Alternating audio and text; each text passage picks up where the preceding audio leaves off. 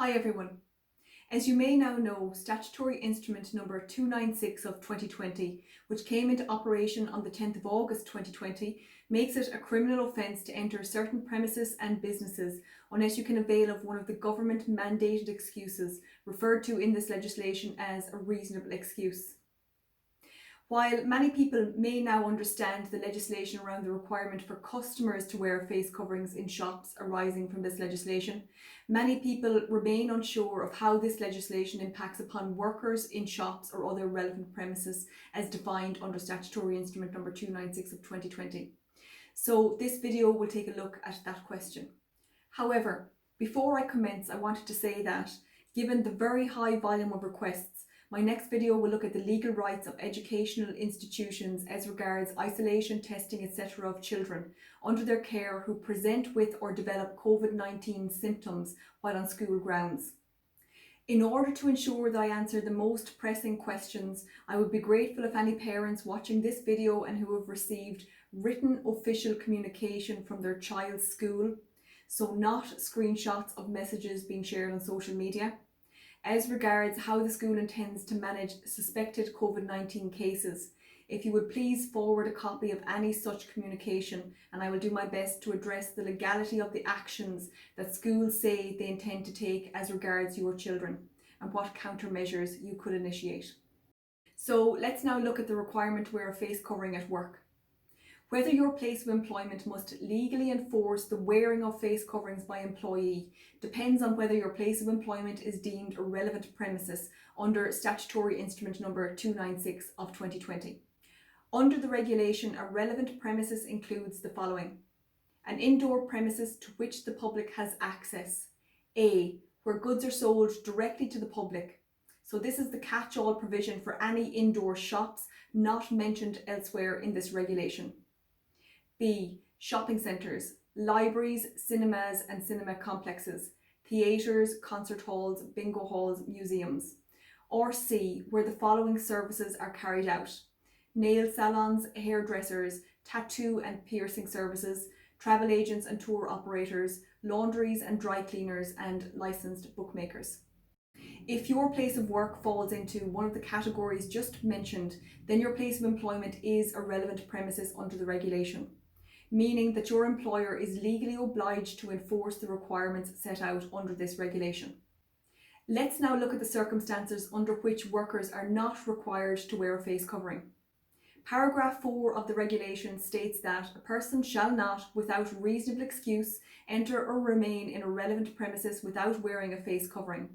However, this requirement does not apply to a worker where A, there is a screen that separates the worker from other persons, or B, the worker takes all reasonable steps to maintain a distance of at least 2 meters between himself and other persons.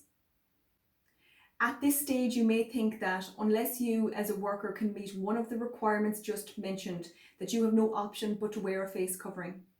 This is not correct in my view, given that paragraph 4.2b states that the requirement to wear a face covering shall not apply to a responsible person or worker where. This word where is very important, as it suggests that in circumstances where the worker cannot comply with either paragraph 4.2b1 or 2 of the regulation, then the requirement to wear a face covering under the regulation applies to the worker in the same way as it applies to any other person entering or remaining in a relevant premises, as the worker is now also considered a person under the regulation. The implication of this is that the worker, now being a person under the regulation, is entitled at law to be excused from the requirement to wear a face covering in a relevant premises in circumstances where they have a reasonable excuse. If you want to understand what is considered a reasonable excuse under the regulation, please see my previous video on face coverings in shops. So where an employer accepts that a worker is also a person under the regulation, they may insist that the worker provides a GP letter confirming that they have a reasonable excuse under the regulation. In the event of a worker being asked to produce such a letter and being unable to produce such a letter, I would say the following. A, it is widely known that GPs are refusing to provide any such letters, meaning that the employer may be placing an unreasonable burden on the worker in seeking to obtain proof that is not possible to obtain. B. There is no legal authority under the regulation to request such a letter or proof, noting that this is in contrast to Statutory Instrument number 244 of 2020, which concerns face coverings on public transport and which provides that passengers shall, if requested, provide information as is considered necessary to determine whether or not the passenger has, in fact, a reasonable excuse under the law. For the avoidance of doubt, no such provision is provided in Regulation 296 of 2020. And C. A self-declaration completed by the worker should be considered sufficient. For completeness, I have drafted such a self-declaration that may be used in these circumstances. You will find the declaration for work at the link in the description box to this video, because I now know how to use Google Drive. The above advice may be sufficient for most employers to accept the limitations of enforcing face coverings on workers who are persons under the regulation. However, some employers may still insist that as a private business they are free to do as they choose and may put in place rules which are in excess of the requirements set out in the regulation. Any such statement by an employer is true, but only to the extent that measures they introduce do not breach the law. At this stage, I want to reiterate a point I made in my last video regarding a shop refusing a person entry on the basis that they are a private business and may put in place their own rules of entry, which might include refusing to accept any of the exemptions to the requirement to wear a face covering under the regulation. If a private business tells you that they can make up their own rules, you should reply by stating the following. This is correct. You may as a private business enact your own rules, provided however that those rules do not breach the law. An example you could give would be to ask the person questioning you whether they thought it would be permissible to exclude a person from their shop on the basis of the colour of their skin, if this was a rule they decided as a private business they wanted to introduce. You could also ask them how well you think a sign on their window which read "Only whites permitted in this store" would be received.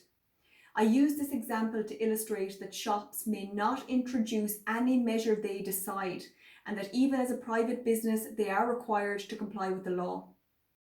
For the avoidance of doubt, to refuse entry or eject a person from a store on the basis of the colour of their skin is illegal under the Equal Status Acts, as these acts outlaw discrimination on the basis of the 9 protected grounds, which include gender, marital status, family status, age, sexual orientation, race, religion, membership of the travelling community and disability. So refusing a person entry to a store on the basis of a disability, that is, not being able to wear a face covering due to a physical or mental impairment or because it causes the wearer severe distress, is as illegal as refusing a person entry to a store on the basis of the colour of their skin. There are some notable exceptions to this rule specifically regarding disabilities. However, in my view, shops should be made aware of their obligations under the Equal Status Acts, and if they have a defence to their discrimination, they are entitled to advance any such defence. Now, back to a relevant premises being a place of employment. So to recap, we know that under Statutory Instrument 296 of 2020, workers do not have to wear a face covering in a relevant premises if there is a screen that separates the worker from other workers, or where the worker takes all reasonable steps to maintain a distance of at least 2 metres between himself and other persons. We also know that where neither of these conditions can be met, the worker is considered a person under the regulation in the same way a customer is, meaning that a worker is entitled to avail of the reasonable excuses under the regulation.